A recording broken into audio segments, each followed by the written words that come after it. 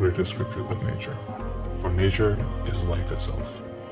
When we think of various ways in which wisdom has been given out in legend, in poetry and symbolism, we find that in every stage of evolution, the story or the legend or symbology holds a different meaning.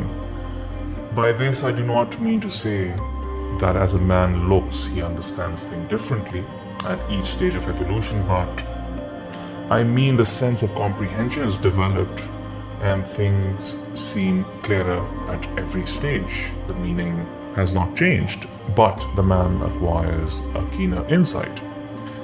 Therefore, it is no exaggeration to say that there is no scripture greater than nature, for nature is life itself. It is an ever-living scripture by which all masters and teachers have been inspired, and all so-called scriptures are interpretation of this scripture. There is so much to observe, so much to assimilate, and so much to give if one can only understand the language of nature. There is a verse by the great seer Persia who says, "Every leaf of a tree becomes a page of the holy book before the soul that can read." In the path of wisdom, it is a constant reading, a constant learning, and every experience, whether happy or unhappy.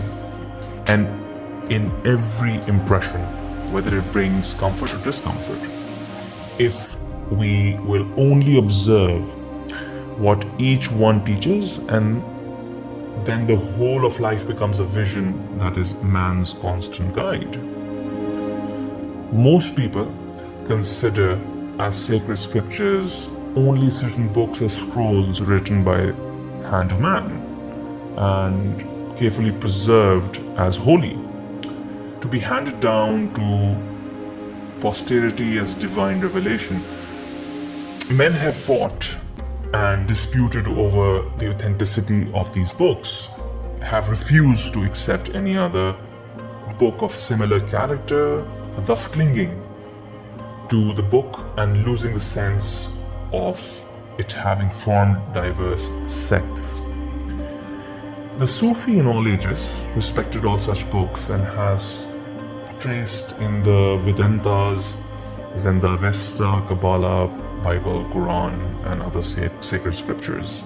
The same truth which he reads is incorruptible manuscript of nature. The only holy book, the perfect and the living model that teaches the inner law of life. All scriptures, before nature's manuscript, are as little pools of water before the ocean. To the eye of the seer, every leaf of the tree is a page of the holy book that contains divine revelation.